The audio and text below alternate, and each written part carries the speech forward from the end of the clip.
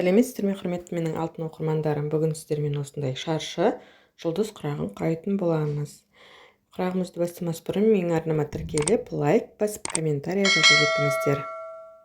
Құрағымызға қажетті өлшемдер: көлемі 8x8 болатын ақ матамыздан 6 штук және де көк матамыздан 7 штук қажет.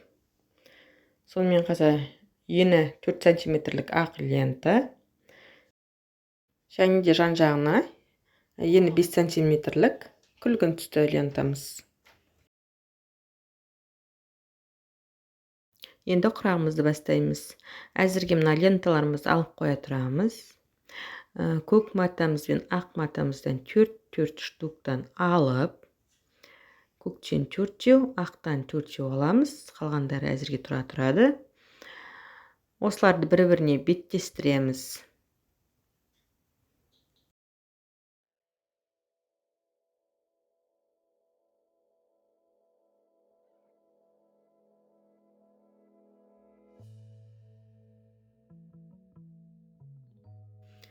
Түгін төмен қаратып бір-біріне беттестіріп алдық және де осылай ортасынан сызып шығамыз. Осылай барлығын істеп аламыз.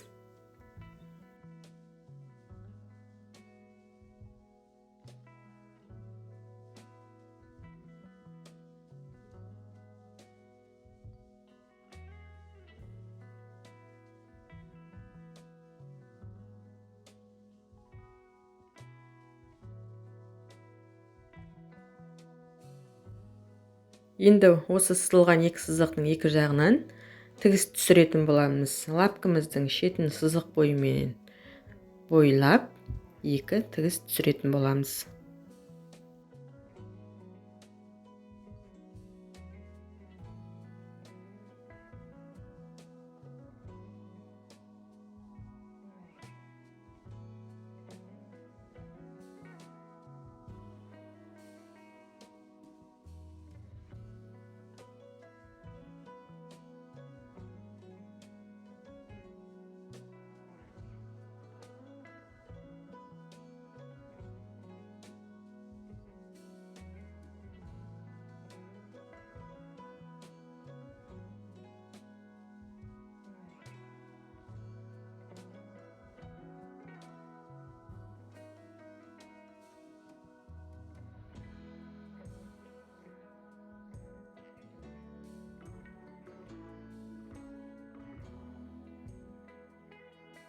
Тігіс түсіріп болғаннан кейін оны қайшымен қиып алатын боламыз.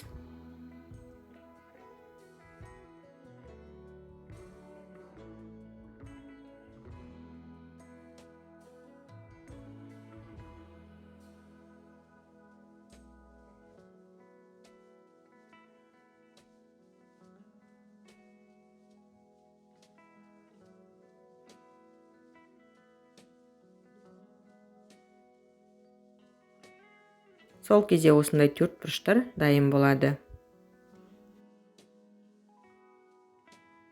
Ендігі кезекте көк матамызды аламыз, көк төрт бұрышымызды және де оның жан-жағына ені 4 см ақ лентамызды тігіп шығатын боламыз, айналдырып.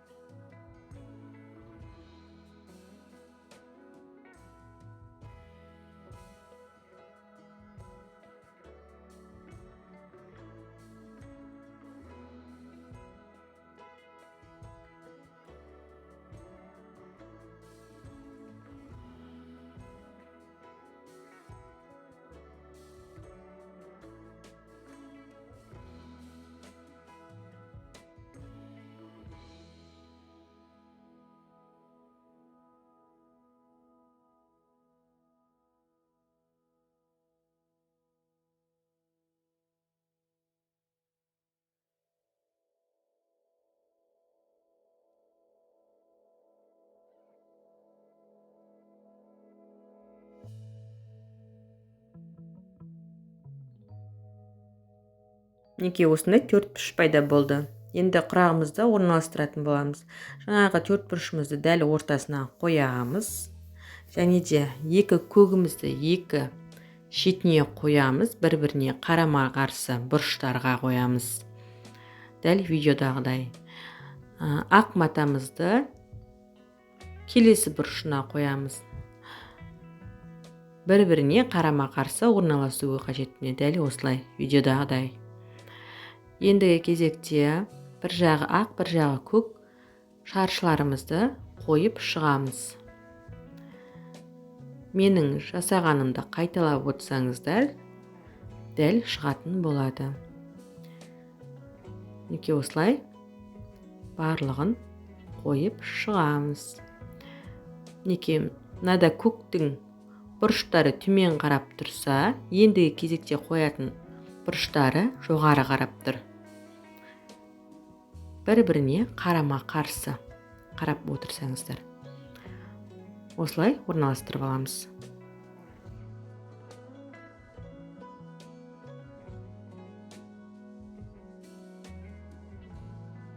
Енді құрағымызды біріктіретін боламыз. Ол үшін ең алдымен ортасындағы төрт бұрыштарымызды бір-біріне біріктіріп аламыз екі-екіден. Менің жасағанымды қайталап отырсаңыздар болғаны.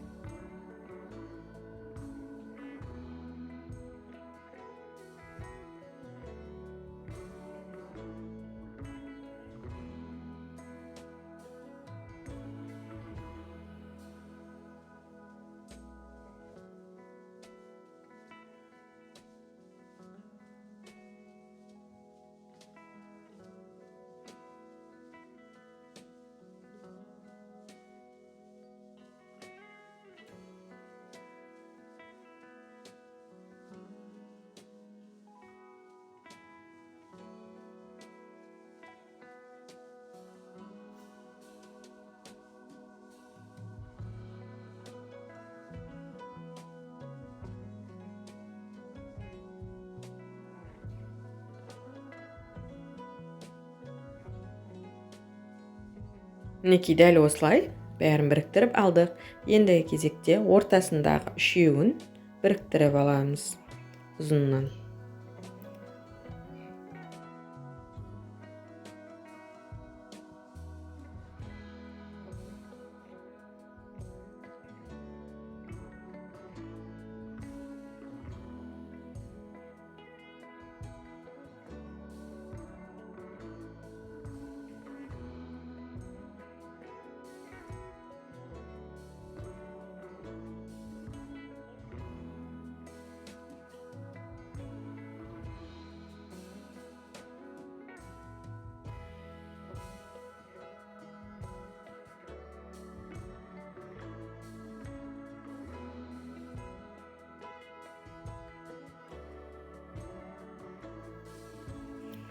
Ендігі кезекте қалған төрт бұрыштарымызды бір-біріне біріктіреміз.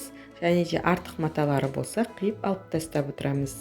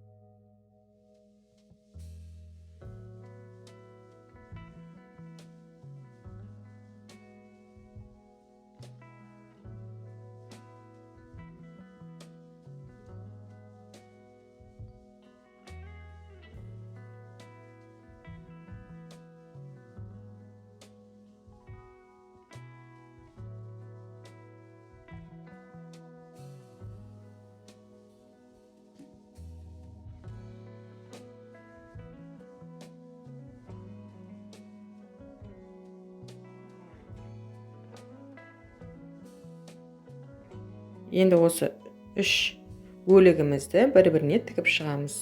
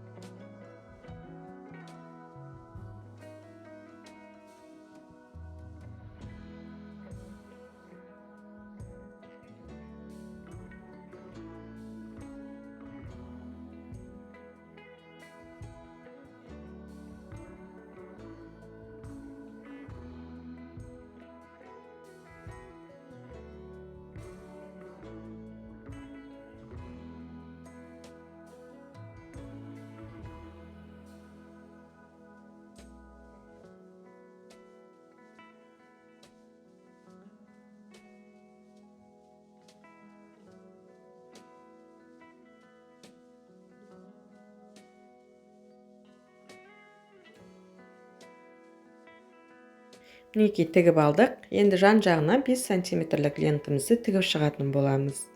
Сіздер бұл лентаны тіксеңіздер де болады, тікпесеңіздер де болады. Көрпе құрайтын болсаңыздар, тікпей бір-біріне жалғастырып құрай берсеңіздер болады. Мен бұл құрақтан декор жастық тігетін болғандықтан жан жағына 5 сантиметрлік лента тігіп жатырмын.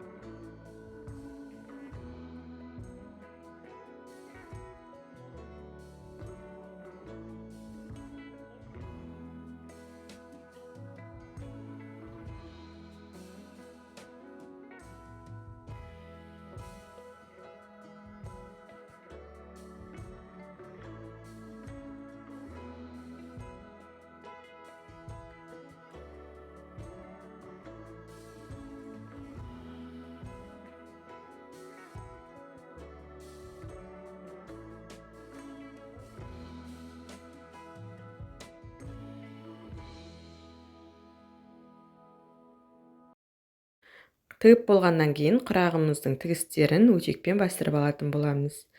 Мінекей осындай әдемі құрақ шықты. Егер мен құрағым ұнаған болса, маған тіркеліп, лайк басып, комментария жазып, қоңыраушаны баса кетіңіздер. Сау, саламатта болыңыздар.